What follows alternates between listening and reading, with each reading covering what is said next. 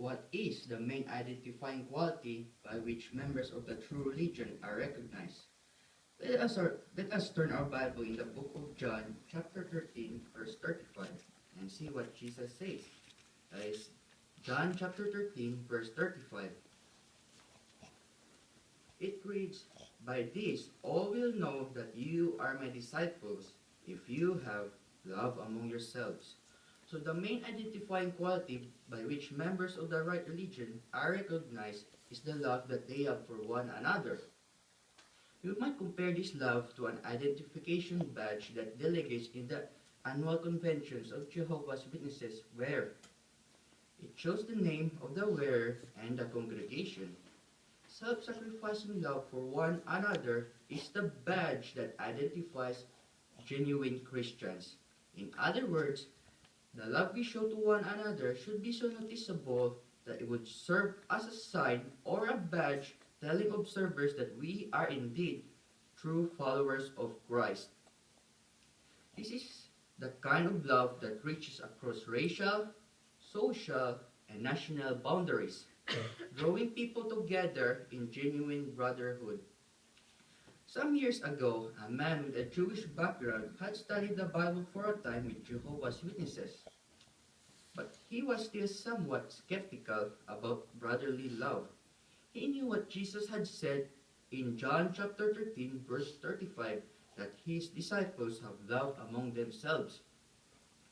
But he found it hard to believe. But one day, he got to see Christian love in action. He traveled far from home, and in Bethlehem, Israel, he attended a congregation meeting. There, an Arab witness insisted that another witness tourist stay with his family for the night, and this Bible student was included in the invitation. Before going to the bed, the student has asked his host for permission to go out onto the porch in the morning to watch the sunrise.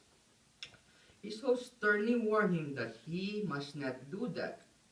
Through an interpreter, the brother said that if his neighbors knew that he had guests from a Jewish background, as was the case with this Bible student, they would burn his house into the ground with him and his family inside. Confused, the Bible student asked him, "Why then did you take such a risk?" Without the interpreter, the Arab brother looked him in the eye and simply said, John chapter 13, verse 35. The Bible student was deeply impressed with the reality of brotherly love. He was baptized shortly thereafter. This is quoted in August 1, 1997 of the Watchtower, page 16. This love that true Christians should have is so strong that it sets them apart as being truly different. Jesus said that his true followers would be no part of the world. Let us open our Bible in the book of John, chapter 15, verse 19. That is the book of John, chapter 15, verse 19. It reads, if you were part of the world would be fond of what is its own. Now because you are no part of the world, but I have chosen you out of the world, for this reason the world hates you.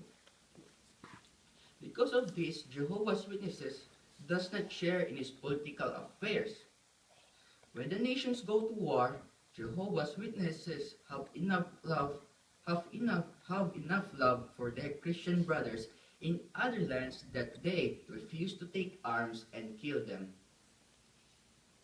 They keep themselves without spot from the world by shining attitudes, speech, and the conduct that conflict with God's righteous ways, and they recognize the danger of intimate association with this world. While self-sacrificing love is the mark of the members in their true religion, but whether we are younger or older, there is a love that we must not have. 1 John chapter 2 verse 15 says, "Do not love either the world or the things in the world.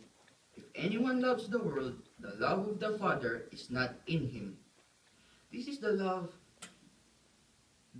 This is the love members of the right religion must not have, the love of the world or anything in it. Can that be said of those whose clergy and other members are involved in politics or whose lives are largely built around materialistic and fleshly desires? No. Only Jehovah's Witnesses are known all over the world to have self-sacrificing love among themselves, spotless from the world, and separate from the world.